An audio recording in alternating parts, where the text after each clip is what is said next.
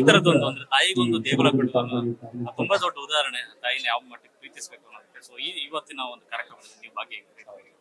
Actually ನಾನು ತಂದೆಯವ್ರದ್ದು dance as a dance ಆ ಟೈಮಲ್ಲಿ ತುಂಬಾ ಚಿಕ್ಕ ಹುಡುಗ ಅವಾಗ ಆಮೇಲೆ ಕ್ಯಾಸೆಟ್ ಅಲ್ಲಿ ಹಾಕೊಂಡೆಲ್ಲ ಅಪ್ಪ ಅವ್ರು ತೋರಿಸಿದ್ದು ಸಿನಿಮಾ. ಅದಾದ್ಮೇಲೆ ನಾನು ಕಲಾವಿದನಾದಾಗ ನನ್ನ ಕರ್ಕೊಂಬಂದಿದ್ರು ಮನೆಗೆ. ಲೀಲಾವತಿ ಅಮ್ಮನ ಆಶೀರ್ವಾದ ತಗೊಂಡಿನಿ ಅಂತ ನವಗ್ರಹ ಮಾಡೋ ಟೈಮಲ್ಲಿ.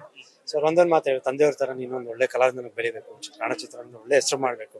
ಸೊ ಇವತ್ತು ನಂಗೆ ತುಂಬಾ ನೆನಪು ಇದೆ ಅವ್ರು ಹೇಳಿದ್ದು. ಇವತ್ತು ಅವ್ರ ಸ್ಮಾರಕಕ್ಕೆ ಬಂದಿದ್ದೀನಿ ಇಲ್ಲಿ.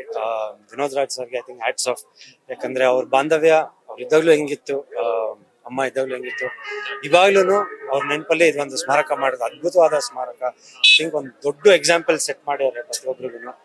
ಲೈಕ್ ಮಗ ಆಮೇಲೆ ತಾಯಿ ಬಾಂಧವ್ಯ ಏನು ಅಂತ ಒಳ್ಳೆ ಬಿಗ್ ಎಕ್ಸಾಂಪಲ್ ಐ ಥಿಂಕ್ ಇದೆ ಈ ಸ್ಮಾರಕ. ದೇಗುಲ ಸುತ್ತಮುತ್ತ ಒಂದಷ್ಟು ಫೋಟೋಗಳು ಹಾಕೋದು ಅದು ಮೆಮೊರೀಸೇ ಒಂಥರ ಅದ್ಭುತ. ಯಾಕಂದ್ರೆ ಲೀಲಾವತಿ ಅವರ ಒಂದು ಜರ್ನಿ ಇದೆಲ್ಲ ತುಂಬಾ ಲೆಜೆಂಡರಿ ಜರ್ನಿ. ಅವರು ಅಂದ್ರೆ ನೀವು ಹೇಳಿದ್ರೆ ಒಂದಷ್ಟು ಭೇಟಿಯಾಗಿದೆ ಅಂತ ಅದನ್ನು ಹೊರತುಪಡಿಸಿ ಅವ್ರ ನೆನಪುಗಳನ್ನು ಪಡೆದ್ರ ಸಿನಿಮಾ ಮೂಲಕ ನಾನು ಅವ್ರ ಸಿನಿಮಾಗಳನ್ನ ನೋಡ್ಕೊಂಡು ಚಿಕ್ಕ ವಯಸ್ಸಿನ ನೋಡ್ಕೊಂಡೆಲ್ಲ ಬೆಳೆದಿರೋದಿಲ್ಲ. ಬಟ್ ಮೀಟ್ ಮಾಡಿದಾಗ ನಾನು ಸ್ಪೆಂಡ್ ಮಾಡಿದ ಒಂದು ಟೈಮ್. ಆಮೇಲೆ ವಿನೋದ್ ರಾಜ್ ಸರ್ನ ರೀಸೆಂಟ್ ಆಗಿ ಮೀಟ್ ಮಾಡಿದಾಗಲೂ ಅವ್ರ ಮಾತುಗಳು, ಅಮ್ಮ ಬಗ್ಗೆ ಆಡಂತ ಮಾತುಗಳು, ಸೊ ಅದೆಲ್ಲ ನೋಡಿದಾಗ ನನ್ಗೆ ತುಂಬಾ ಖುಷಿ ಆಗುತ್ತೆ ಯಾವ ತರ ಇವ್ರು ಇದ್ದಾರೆ ಅಂತ. ತಂದೆಯವ್ರಿಗೆ ತುಂಬಾ ಪ್ರೀತಿ ಅನ್ಸುತ್ತೆ ಲೀಲಾವತಿ. ಹೌದು. ಸೊ ಆ ಬಾಂಧವ್ಯ ಕಾರಣ ಏನು ಅಂತ ಐ ಥಿಂಕ್ ಮಾರ್ಗದರ್ಶನ. ಹೌದು. I think dance as a dance time ಅಲ್ಲಿ ಅವ್ರ ಆಕ್ಟಿಂಗ್ ಅಲ್ಲಿ ತಂದೆಯವರು ಕಾಲಿಲ್ದೆ ಅದೊಂದು ಆಕ್ಟಿಂಗ್ ಮಾಡ್ತಾರಲ್ಲ. ಸೊ ನನಗೆ ತಂದೆಯವ್ರು ಹೇಳಿದ್ರು, ಅಮ್ಮ ಬಂದು ಖುದ್ದಾಗಿ ಹೇಳಿದ್ರು, ತುಂಬಾ ಚೆನ್ನಾಗಿ ಮಾಡಿದ್ರೆ ಎಷ್ಟು ಚೆನ್ನಾಗಿತ್ತು, ಕಣ್ಣಲ್ಲಿ ಬರುತ್ತೆ ಅದ್ ನೋಡಿ ಅಂತ. ಸೊ ಆ ತರ ಒಂದು ಬಾಂಧವ್ಯ ಅವರಿಬ್ರು. Thank you sir.